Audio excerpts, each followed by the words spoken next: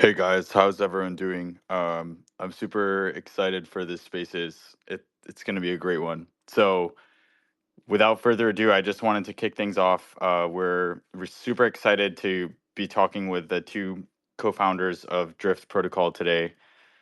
They've been killing it for a long time, OG Solana builders, and they've continued to innovate. So, yeah, with that, maybe I'll just pass it to um, Cindy and Chris, like if you guys could just do a quick intro and do your little like a bio or whatever you like, and then we can get more into Drift Protocol and what you guys have been building recently. Yeah, I'm super excited for this spaces as well. Feels like it's gonna be a nice little fireside chat. Um, hey everyone, I'm Cindy. I'm one of the co-founders of Drift. Yeah, like Legend says, we've been around for a pretty long time.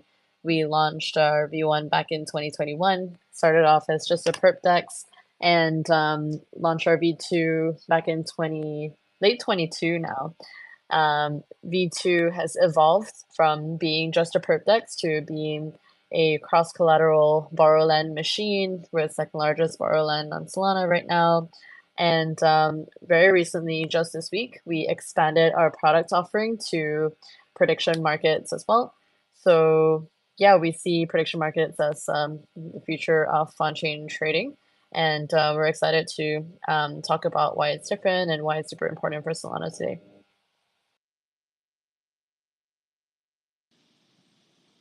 Hey guys, I'm Chris. I'm one of the technical co-founders of Drift, doing all the developer things behind the scenes. And I think Cindy did a good job summarizing our origin story. So yeah, I'm excited here to be here and talk about prediction markets. Amazing. Well, I think maybe just going back in time to sort of like provide some context for people. Drift was one of a small handful of teams that, when times got tough on Solana, not only did they not leave, but they doubled down. And I think many people are sort of fans of Solana and now users, and excited for what's going on here. But in the deep bear market of 2022, it was a very different picture. Many teams were getting sort of headhunted aggressively. They were getting offered grants to leave. They were getting offers of tokens to deploy on other networks, and people were sort of smelling blood in the water, and the sharks were circling. But I think one thing you guys have done very well is remain extraordinarily consistent in your messaging. And there was a tweet you sent a while back, Cindy, around the goal of Drift is not to just be the best decentralized perp dex or perpetuals exchange, but to really push the limits of what's possible on chain and to abstract away some of the complexities where not only crypto natives but actual normies can get involved as well. So, I guess from your perspective, and and as founders, how has the project changed over time? I mean, obviously there's been ups and downs, but today you're sitting at a pretty dominant position in the space. Like, what are some of the lessons and perspective that you've gained over the time and sort of like building throughout the bear? Yeah, I can maybe start off here. I think it definitely feels like a different era and sort of different phases. In a sense, during the bullish era, everything seems like an opportunity, and staying focused in even like this type of market condition can be very difficult. Which is why whenever we do think about launching new things, it always has to come from fitting in our bigger picture of, like you said, building on-chain infrastructure and on-chain trading infrastructure that's accessible to everyone. So ensuring that we don't get distracted in bull markets is sort of a big part of that as well, to make sure that we're actually continuing to build in this like vision of becoming the on-chain Nasdaq. It was sort of different in the bear market because you didn't see as many opportunities that come about. So it's like a different muscle in the bear market, needing to stay consistent, even though things aren't as shiny could cause you to burn out more over time rather than in bull markets where everything's like up only. So one of the kind of hardest times that we had was actually probably in 23 where post FTX it was extremely difficult to attract liquidity, very difficult to yeah, like we had to justify why we had to exist, right? It was like every conversation was like, why are you still in Solana? Why are you like bothering to even do this? So it's very different types of conversations, but maintaining a cool head across like these markets and staying focused despite it being a boring market or a very exciting one, and keeping a cool head throughout has probably been the thing that has kept us sane throughout this time.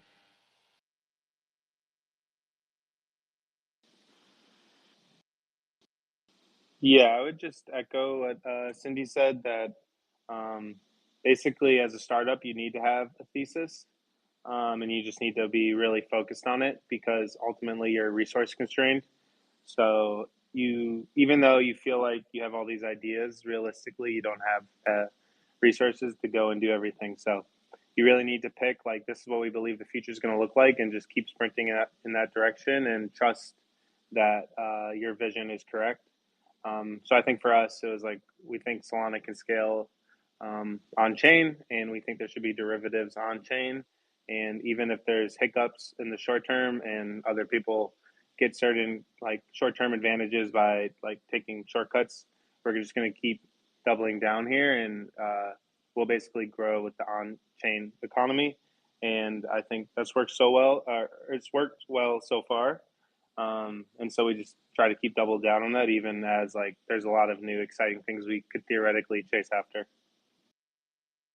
Definitely. And I guess, I mean, this is all like super helpful, like background and context for the audience. But to get sort of like more into the meat and bones of the spaces, I think a lot of people are extremely excited about the new product which you guys have shipped called Bet. Prediction markets are really on fire right now. Like Polymarket is doing a ton of volume. Even on other platforms, like I can see Shuffle guys in the audience, like across the board, the volumes are going crazy. And I think it's really sort of a prediction market summer. I mean, people are really, it's breaking into the mainstream for the first time. I think many people are sort of getting a little bit skeptical of some of the figures and statistics and things that are quote unquote facts that are posted in the media, and instead are relying on, what are the bookies saying? What is Las Vegas saying? What is Polymarket saying? And soon, like, what is Drift and like Bet saying? Because I think many people are sort of skeptical of the information around them. And, at the end of the day, if people are willing to put money on the line and put money where their mouth is, it's a different level of conviction. So I guess for you guys, could you tell us a little bit more about the new predictions market and sort of what inspired this? I can imagine it's, somewhat complementary, definitely, to your existing business in the sense that there's like makers and takers and, a large amount of volume, and you guys have a lot of this infra already built out and a trusted brand. But it would be great to hear sort of more on the backstory. Yeah, a lot of the inspiration initially came from us launching pre-launch markets earlier this year, which, if you think about it, is sort of a type of prediction market in itself. The underlying asset has not yet existed, and you're betting on what the future price could be when the token actually launches. So I think pre-launch markets were probably quite hyped up earlier this year, and we saw an opportunity to extend the concept to real world outcomes as well. And we had sort of actually been talking about this before Polymarket had grown so much in traction, and before the U.S. elections really caught on, um, and really got to start working on it a couple of months ago, probably towards like the start of the summer. But a lot of the inspiration has been that we do see as a trading exchange, we care a lot about asset availability and the ability to get people to trade anything. And pre-launch markets are an example of something that are uniquely enabled by crypto and also uniquely needed in crypto. I think prediction markets is taking that a next step further and giving users the ability to bet on anything from a macro outcome to a hyper localized question that only a small group of oracles could have the right answer to. But building that infrastructure within our current infrastructure and allowing our DeFi native mechanisms like cross collateral, yield generation, and marry these two concepts together of like, okay, we're gonna allow people to create a bunch of different markets that they may have an opinion in versus like not always having an opinion on where the price of crypto assets are going to go, and giving them a chance to combine these bets together. It's like you could long Trump and then short Bitcoin in the same cross margin account, which is actually really cool if you think about that. Because they're completely uncorrelated outcomes, or maybe they are correlated in opposite directions. But yeah, that's sort of the initial inspiration came from pre-launch, and then grew into figuring out that we wanted to provide the ability to trade these assets together. It's pretty incredible and uncharted waters in the sense that, like, until now, I think prediction markets have been treated like an isolated, sort of discrete product or feature, but you guys are really bringing it into the fold of the broader like Drift platform. And I think some of the strategies you described, Cindy, are pretty special in the sense that you have one cross collateral like margining system, and then you're really able to do like quite complex things in terms of hedging or even, obviously speculative strategies as well. But maybe this question is for Chris. Cindy touched on a couple of the potential like crossover points, but what are some of the synergies between Drift's sort of existing trading platform and then the prediction markets? Yeah, totally. So like a prediction market is basically a binary option, um, which is basically a derivatives contract. So Drift already was a derivatives protocol. So there's a really easy, basically like extension to the existing margin system to get prediction markets to work. Um, so in Drift, there's already this concept of like based on your position, you need to put on a certain amount of margin to cover that position, whether you lose or win money. So to extend it to prediction markets, basically all we needed to do was account for the fact that a prediction market settles to 0 or 1, and then make the amount of margin that a user posts to basically cover that assumption that it goes to 0 or 1. So there are some small tweaks we needed to make, but fundamentally it is just a derivative, and we've built a like generalized derivative protocol. So that's basically why we'll be able to launch this really fast. There's only slight tweaks to the existing system, so definitely like years of work to build a generalized system makes it so that we can launch something like this in in about, I don't know, a couple weeks or a month. So yeah, it was a long time coming, but it was pretty easy to extend our existing system to support it. That's amazing. I think honestly, it's really interesting. I mean, your guys' approach is comprehensive, and people keep talking about how like these products need to be simple enough for like your grandma to use them, and it's incredible now that my grandma can not only open a 10 or 20x leverage long on Solana, but she can also max short or bet against a presidential candidate as well at the same time, taking the margin from the long to open that bet as well. So it's incredible. When I went to Japan and visited the backpack team, they told me many grandmas in Japan are also max betting on FX, which I think is incredible. So bullish on more grandmas in DeFi. But high level, I think you know something that I think myself and a lot of people like before the spaces, I was getting a lot of questions around sort of the granularity of these prediction markets and how much is going to be self-serve versus like a little bit more cookie cutter. I know there has to be like a single unified source of truth for the prediction markets and for the binary outcome to happen like efficiently. Um, but I guess right now there's a big political, obviously, debate and sort of backdrop, which makes it very simple and discrete outcomes. But how like granular or localized would you guys go in the future, where anyone can sort of spin up their own prediction markets? Because I think that's extremely interesting. Yeah, I think we see it as a barbell strategy right now where we want to focus on listing the biggest, most important macro events that have a long shelf life. So, Fed rate cuts, who's going to win the presidential vote, which party is going to win. And then on the other side, on super hyper localized markets that are relevant to communities like within crypto, specifically within Solana in our case. So um, this isn't fully announced yet, but we're gonna be hosting some really interesting markets around Breakpoint and potentially with NFT communities as well.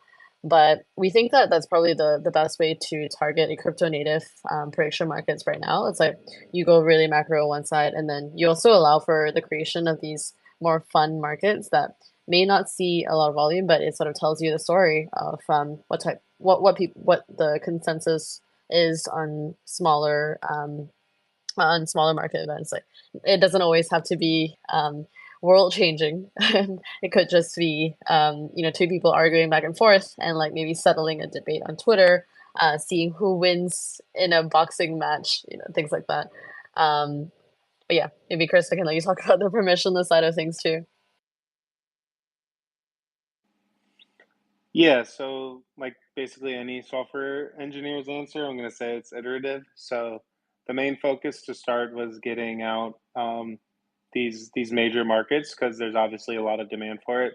And then basically once we do a good job there, we're like still researching more how to do permissionless markets, which I think the big tricky thing there is just the Oracle resolution and how can you make it so like people can enter these markets and have trust the oracles, even though there needs to be like thousands of them. So um, right now now that we got the like initial version, now we're researching how to do better oracle resolution and how to basically make that more generalized.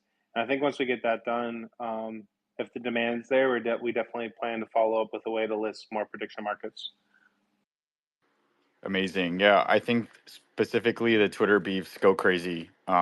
There's been, at least since I've been on CT, a lot of high profile bets, like Kobe, back when his handle was Crypto Cobain, would escrow like $1 million from one guy's and then, $1 million from someone else, and then something would happen or wouldn't happen. But I think honestly, a new sort of frontier of innovation which enables this even more seamlessly is Blinks. And I even tweeted this the day Blinks came out. I was like, prediction market under every tweet. Who's building this? And apparently it was you guys. So pretty incredible, like possibilities if you think about it, because people go on Twitter as a sort of collective hive mind of sort of collective consciousness and thoughts and opinions in the space. But many many times it's just like hearsay. Someone will make a claim, it will get refuted or it won't. But in a scenario where you can raise the stakes and actually like people can join in on a bet live within seconds of a tweet going out, I think this is the end state of how people are going to watch games and audiences. And I sort of wrote an article about this a year ago, called like driving speculation and daily routines, and it basically goes through a couple of case studies of like activities that Americans or people around the world are already doing. For example, walking around their city and introducing a new behavior loop where you have, say, for example, walk to earn like with Steppen, or people are already watching football, like American football on a Monday night, and now you introduce DraftKings or a fantasy football or a sports betting component to something that already people are already doing.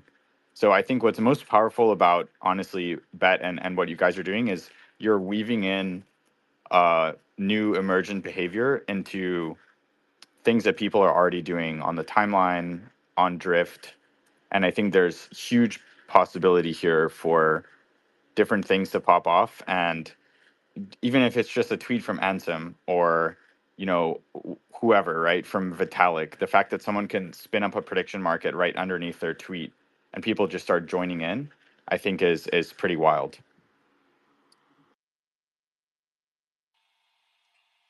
Yeah, I totally agree. And I think that we're only really scratching the surface of good UX for prediction markets at the moment. Um, yeah, obviously, I think being on Solana, user experience is a core focus for us. But if we can even abstract away the wallet element of using a Blink, like fully mobile only, it's embedded into, I don't know, using your Twitter account as auth, and being able to tap into like that immediacy of it without knowing that you're interacting with a crypto at all, could really change how people interact with media as a whole. I mean, even think about reality TV.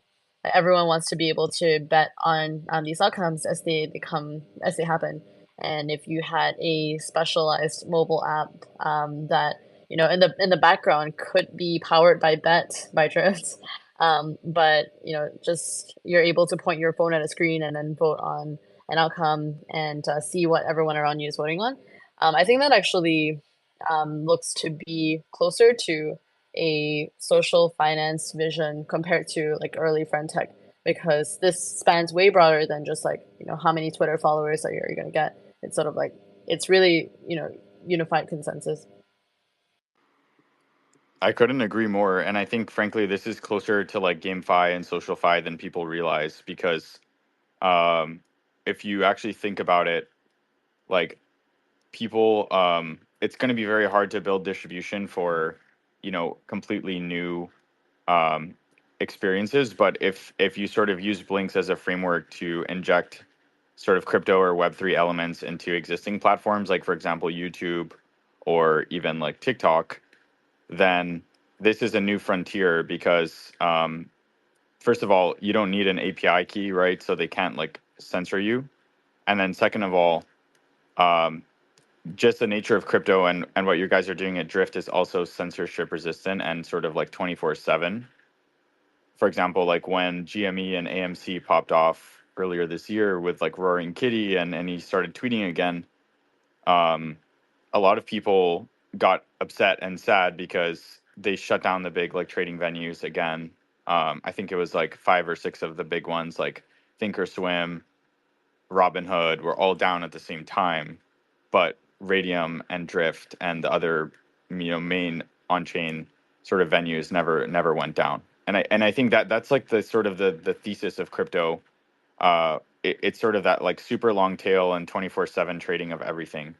And I can't help but think some of these platforms like YouTube are really looking for something that will revitalize them. I mean, I personally have friends who have billions of views on YouTube, and they're just like, man, the golden era was like, you know, 2011 till 2015 or 2014, and like we're all just like chasing that high, and the monetization has been nowhere near that like ever since then.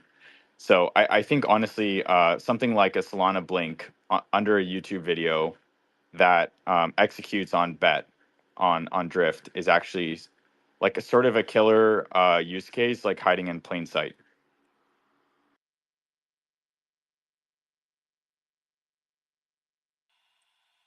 Yeah, I also love that Chris is quiet because it's like, oh my God, are we gonna build this like tomorrow? This is But this yeah, is what Chris, always happens. I get on a call with devs and I start just like spitting ideas, and they're just like, bro, yeah, please stop. For the sake of me and my yeah, family, I'm not gonna have a vacation for 2 years if you keep talking. for the sake of all of our Basic, devs. Basically, you just gotta let the BDs go off, and then you have to be like, okay, here's how we can get there one step at a time. Yeah. The engineering guys are just the reasonable minds in the room and actually bring people back down to reality. They're like, guys, let's do this first, and then maybe we can talk about that.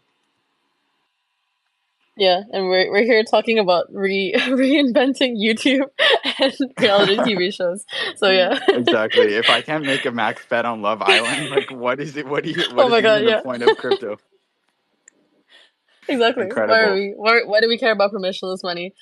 Incredible, incredible. If I can bet on like the contestant getting kicked out before a certain round, or honestly just the words. The funniest thing about me for me of the prediction markets is like when people go on a show and they like say a specific word and it's just some like ridiculously asymmetric bet where no one thinks they're gonna say it and then they say it and then the payoff is like 50x or whatever. I think that's incredible. This is like drinking games with watching Netflix or a Game of Thrones watch party, like taken to the nth degree. And I can't help but think like this is honestly what also gets Gen Z and Gen Alpha excited about watching TV again. Because if you've been following the metrics, like people like 25 or below are just not watching TV like at all.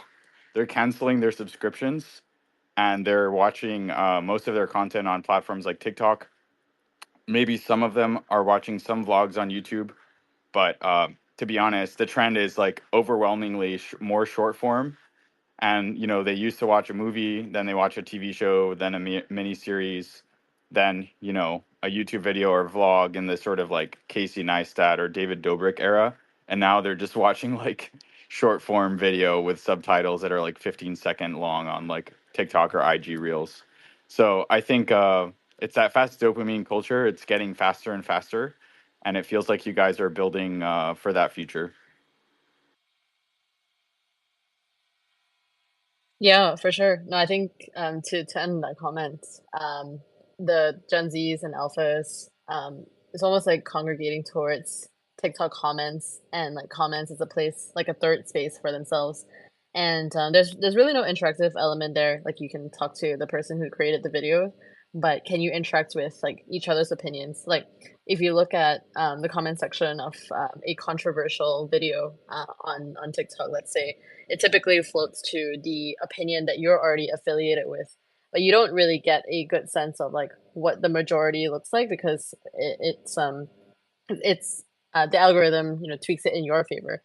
But if you can use prediction markets in within TikTok comments as a very niche example, as a way to actually gauge the truth of yeah, what it could make you also understand that there's different perspectives like outside of yours too.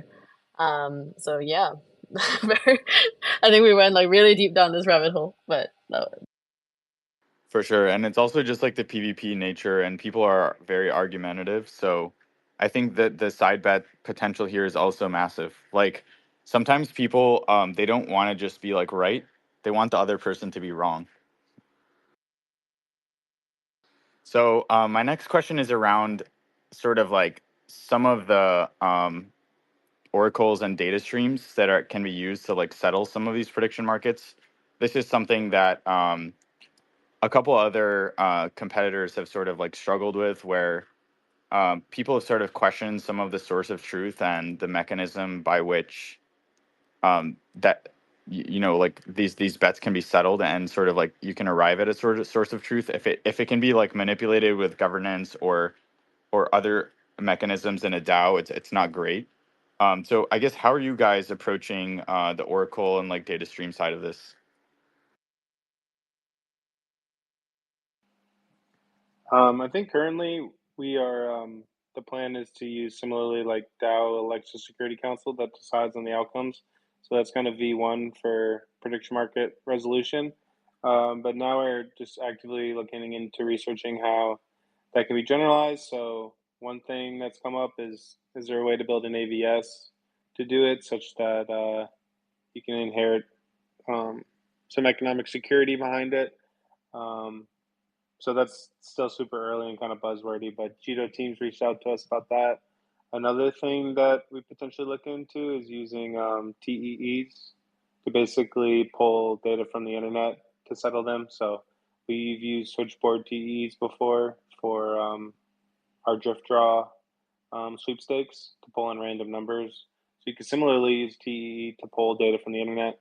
Um, so those are like both on our basically research list, and we're hoping to basically have moved off the Security Council being the resolution by the time the election ends for the major markets, and then that'll also feed into like future, basically like more scalable Oracle resolution. That's incredible. I mean, those are some really like elegant technical solutions. I hadn't thought about the restaking business. That's pretty cool. I mean, Judo has been pushing the boundary there and recently published their um, like standard. I think this is like perhaps an ideal candidate as a sort of like an early use case. It's pretty cool. I hadn't thought of that. So I guess like my next question is around right now on Solana. You know, you have essentially people are seeing the symptoms of like a successful integrated approach. I mean, I think at this point, a lot of people were doubting the sort of integrated approach to building an ecosystem and a blockchain, but with sort of Ethereum's fragmentation and sort of the layer one block space being used for layer twos, and sort of like as a DA layer and for settlement, a lot of people are sort of questioning what that means long term for the ecosystem versus Solana, where there's a lot of concentrated liquidity and user base, and a lot of new wallets have been, you know, bridging over and sort of been funding with fresh soul to ape into sort of like the meme coin casino and other different like farms and airdrops and stuff. So how do you guys think about like bet, you know, putting like the front end aside, how do you guys think about like bet the protocol, like the API that ties into different Solana programs, and where are you guys seeing some sort of like potential there for this to be an API where, you know, many other platforms or applications on Solana are sort of tying into your guys' data feeds or your prediction markets themselves?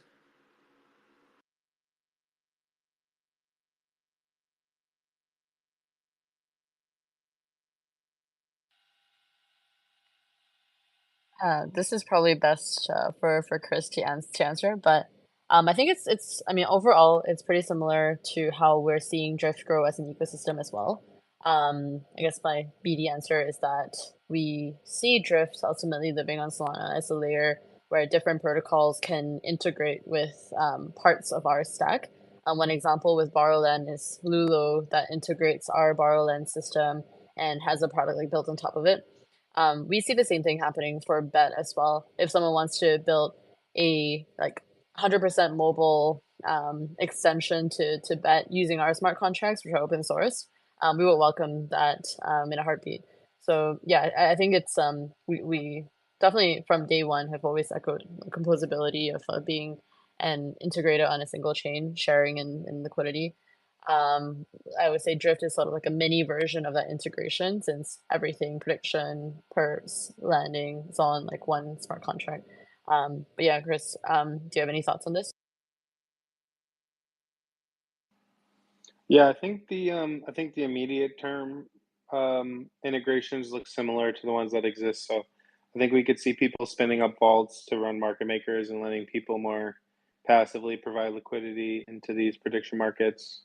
Um, and there's obviously the stuff that Cindy brought up around just enabling like different parts of the ecosystem to interact with each other. So listing tokens from across the Solana economy and letting people use those to make prediction market bets. Um, and then also just like even what we're doing with Breakpoint of enabling like the ecosystem to bet on ecosystem related events, I think is pretty cool. And then definitely our plan long term is we want Drift to be the basically the core primitive derivative primitive for like the Solana economy. So I think that's where the permissionless prediction markets get interesting, where basically anyone in their own little world can use Drift to spin up prediction markets related to their business or their DApp. Um, so we already have some people reaching out to us to see if like we can provide that service, and I think that's something we're going to build towards in the future. Very cool. I think Solana has really excelled at building out the left curve and the right curve sort of meme in real life. I mean, I think at Breakpoint this year, there's going to be less like panels or no talks, more just like debates. And there's going to be like left curve debates, and there's going to be like right curve debates, which I think is incredible. But I think as sort of part of that, like, do you guys see? I mean, obviously, there's a huge amount of like a very like prolific speculative layer on Solana with, you know, $10 billion of meme coins traded every week. You know, a ton of new wallets, people coming over with as little as like $15 and trying to like hit the big time. And then there's the other side of like the guys, right curve devs like you guys who are totally building for a future, like end state derivatives on chain, which is obviously a huge market, and then DePIN and a couple other categories that I think are really like booming on Solana. So I guess how do you guys see I guess the social layer of Solana evolving? I mean, it's had a couple iterations. First it was NFTs, now it's meme coins. Do you guys view this sort of like 24/7 prediction markets on chain for everything? Do you see this as something that like normies will engage in the future, or do you think this is going to be more like for crypto natives in this sort of like short to medium term?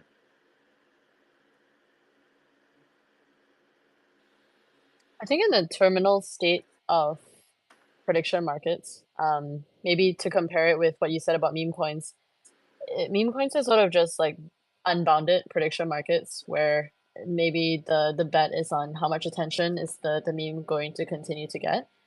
Whereas prediction markets actually have a finalized way of telling the truth or settlement. So yeah, if you take that as like an extension of meme coins, it's like are you able to settle like the outcome of a meme coin? And if you have like robust Oracle infrastructure around this, you could be able to support it for in a truly permissionless setting. You could be able to support this for any type of permissionless emergent behavior.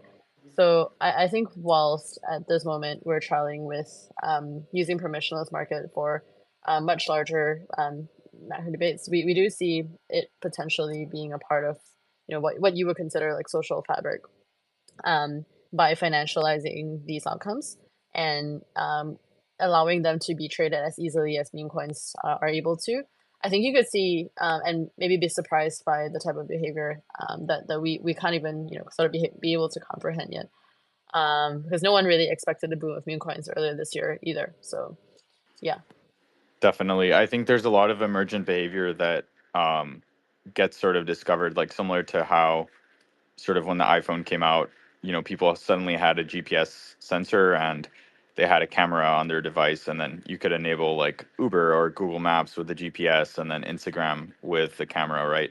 And the camera roll. And I think in a very similar vein, like you guys are sort of experimenting here, but I think it's gonna result in a new meta. I'm almost positive of that because if you look at the meme coin space right now, it's a little bit tired. There's a lot of sort of buyer exhaustion, and there's an oversupply of projects. People are sort of still aping into these meme coins with huge survivorship bias. It's kind of like a lottery, like someone has to win, but it doesn't mean it's going to be you. So there's also the issue of like the dev and the bundle and how they launch and how much supply and hidden supply that can come onto the market. And then if the developer ultimately decides they want to sort of rug it or stop working on it, then the project is over. So I think in some sense, something like Bet on Drift is actually like a much more positive EV like play for retail at this point in time relative to just like your, end pump.fun project, which is most likely not even going to graduate to Radium. So I think like a new meta is sort of like badly needed. People are still having a lot of fun, which I'm super bullish on fun, bullish on people making money. But ultimately, I think as a community, we need to have the awareness to sort of realize when something is not working and sort of like stop trying the same thing and expecting different results. So I'm bullish on like different approach, different results, and I think it's something also that Backpack has done very well. They've taken a different line to community. They've taken a different line to even just their company, the fact that they're based in Japan, etc. And I think bullish on people that experiment and try different things.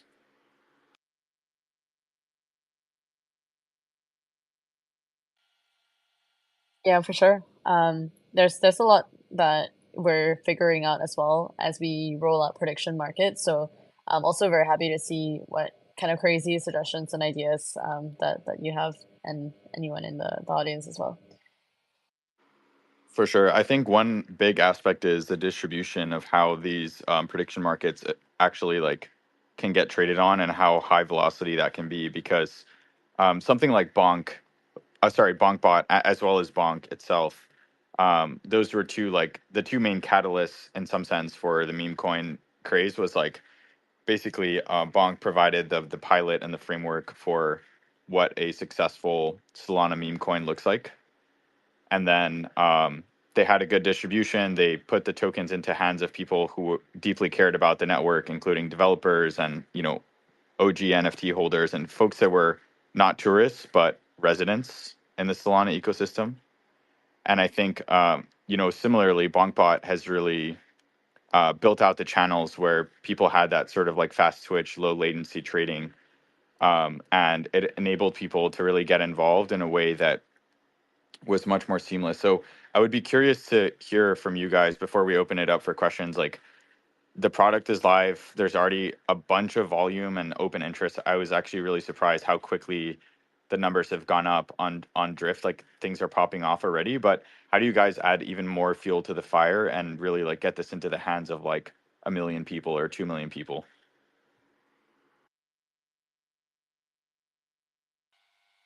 Yeah, I think the positive traction has been pretty surprising in a good way for us to see as well. Liquidity has been a big boon on that front. I think being integrated with Drift systems has helped a lot there. A lot of the market makers that are already trading perps naturally can trade prediction markets in the same vein. So, we don't need to incentivize liquidity in the same way that other prediction markets might need to. I think at the moment, our liquidity already is on par for the two largest markets, Trump and Kamala, with largest prediction market. So that's been really great to see. In terms of the big question of how we're gonna scale this to millions of users, obviously that's the age-old question, and I think the right approach is definitely one that enables network effects and enables virality, and yeah, like. And similar to how Blinks kind of came about, experiments like that draw enable user participation and user-owned outcomes is probably going to be what moves the needle. This could look like a fully mobile-first approach that abstracts away everything crypto, or integrated like directly within social apps that people are already using. Yeah. Any thoughts there, Chris? Well, my job's just to build the thing, so you have to figure out how to get it in everybody's hands. But I think what you said makes a lot of sense. Incredible. I thought we were a So team.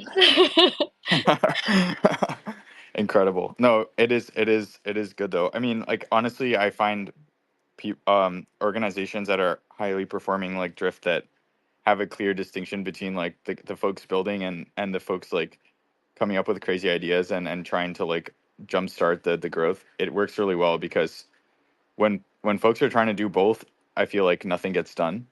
But when you have like a Giga Chad dev and then like a evil mastermind BD person, that's just a match made in heaven. So at this point, we're going to open it up for questions from the audience. If anyone has a question, please just request to speak. Please keep it on topic. Don't shill random bags or your projects. I will like remove you off the stage if you don't behave.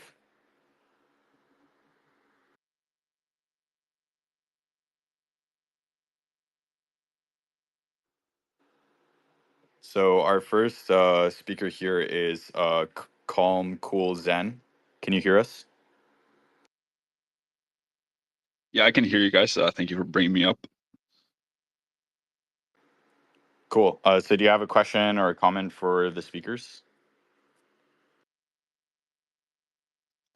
I do have some questions. I just discovered Drift in the last few hours, basically in the last day. I recently discovered it. I'm on the website right now. I see 2 markets. My main question is when and how often will new markets come up? And Also, I just want to say that one of my favorite things on Polymarket is the leaderboard and the ranks. So I'm wondering when that would be added to the website, if ever.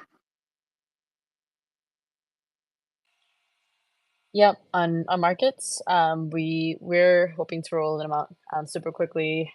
We actually have one coming out there today. No leaks yet on what that's going to be. Maybe you can have a prediction market on what the next market's going to be. But yeah, you should see markets being listed in pretty quick succession over the next couple of weeks. As for the leaderboard, we did have a leaderboard for perps trading. We didn't. I don't think we have this integrated for perps yet, so that's probably a better question for a little perp. But that is a really cool suggestion. Yeah, I think we usually just try to orient based on user feedback. So if there's enough people that want leaderboards for prediction markets, I think we can definitely build that out. So we're gonna have to get some meta prediction markets going, and betting if a new prediction market will be added, so we can put some pressure on the team here. So if anyone wants to, take one side of that, maybe in some reasonable size of like 10 million or more, this can apply some pressure to Chris and Cindy here. I would be happy to escrow that as a neutral participant. Amazing. So I guess honestly, something I've also learned from being like a gamer my whole life, I think I'm really bullish on like the community poll model. Like for example, I've played more hours of RuneScape than I'd care to admit, and something they've done really well in that game is they have a new version of the game that came out in like 2014 called Old School RuneScape, and it's basically the original source code. And whenever there's a change to the game mechanics or balances or anything like that, they pull it. And if it's 50% or more of the community that wants something, then it gets put into the game, and if not, it gets rejected. And then if it's a very contentious change where it's potentially game breaking or very different like journey for players, then they make a super majority and it's a 75% approval required. And I think like those constant polls are not used enough by crypto builders because it really gets like super quick real time feedback. And a simple question on Twitter or whatever can be like, hey, would you guys be interested in this market? And it also, provides like the inspiration for discussion, and people will have other ideas that be like, no, I'm not interested in that, but like, how about this? And it could be like a genius idea. So it's something I think that I've brought up with a couple of founders, but I think some sort of like open system where people can just suggest a poll and make it actionable and obviously like realistic. There has to be a source of truth always, but if that's the case, I think this is something that could sort of like crowdsource a lot of ideas. And ultimately the platforms with the best markets and the funniest and the most engaging prediction markets, I think, will win. Because when someone sees a really funny or cool prediction market that they think they have, they would have a fun time participating in, or they could, have a good outcome. I think this is what drives a lot of the volume, and this is where I think you guys can get creative, being a team that ships really fast and also has like a strong community of degens around you already. Legend, did you just ask and answer your own question? Pretty much, yeah. Sorry, I do that sometimes. It's kind of like out of pocket, but anyways, I was trying to Okay, it's just, funny. yeah, I was trying to get someone else on stage, but yeah. So we've been chatting for a while now. We've got about 5 minutes left. I think at this point, Chris or Cindy, if you want to like basically give any other information about a new release, or give people a sense of how to get involved in bet, or just the broader drift platform, this would be like a good time to do it.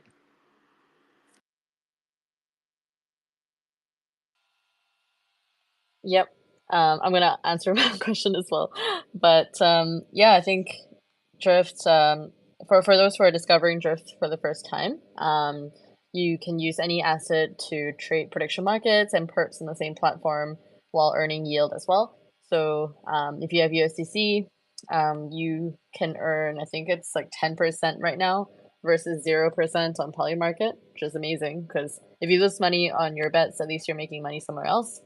You can also use Sol, any LST, if you don't want to sell your positions and you're super bullish. So yeah, those are my favorite features of the platform. I find myself like feeling like, oh, these are crazy features that I haven't even fully appreciated until I use the platform as a user myself.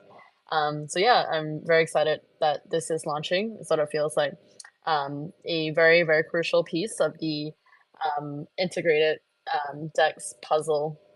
So yeah, if you haven't tried it out yet, please do and give us some feedback.